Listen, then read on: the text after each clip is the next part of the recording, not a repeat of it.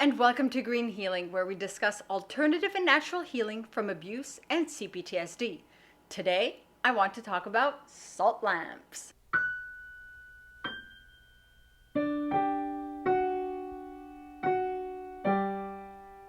Salt lamps aren't just great as a decoration or for ambient light. They also purify the air of negative energies emitted by electronics and people. It will balance things out also when there are too many positive ions in the air. We keep the light of this one in the living room on at all times unless we are leaving the house overnight for an extensive period of time. I have one in my office also. That one I usually tend to keep off, but its benefits still take effect. Salt lamps are made from Himalayan pink salt and emit an orange glow when lit. I suggest keeping the room and house not too humid, otherwise there may appear beads of humidity on the lamp, which over time can wear out or melt the salt in the more extreme cases. Salt lamps have a number of benefits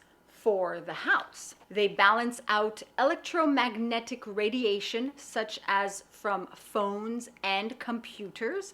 They can cleanse, deodorize, and purify the air by attracting and absorbing contaminated water molecules and locking them into the salt crystal. They are said to help with breathing conditions and alleviating allergies or symptoms since they cleanse the air around them. They apparently also boost the flow of blood in the body. They raise energy levels, which helps for me with burnout. It doesn't get rid of the burnout, it doesn't heal the burnout, but it helps when I need my energy levels to be maintained for a certain period of time, which is why I'm best doing that in the living room or in my office. But the whole house gets the benefits as well. Salt lamps also sharpen concentration and focus, which also explains why I'm most efficient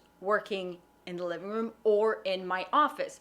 Also, the salt lamps were strategically put in those areas as well because I like to work there.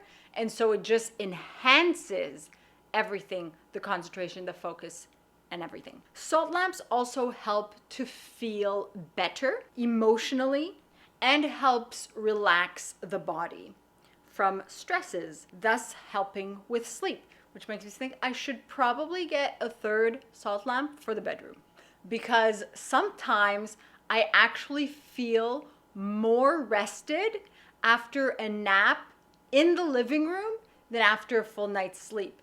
And it will depend, obviously, but I tend to enjoy taking naps in the living room. So I definitely need a third salt lamp. Of course, this isn't medical or therapeutic advice. I'm sharing what helps me. Perchance it might also help you.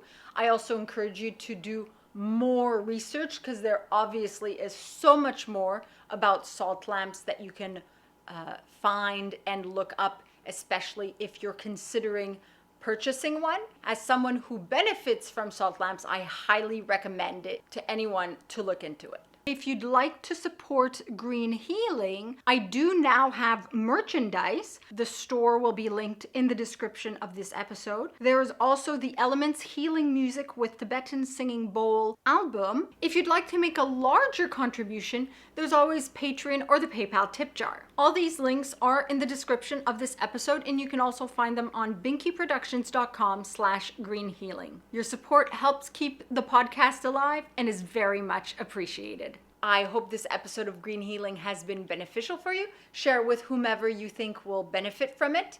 Check out playlists for the backflower remedies and other things I've been exploring in this season of Green Healing. And remember, empower yourself and be emotionally free.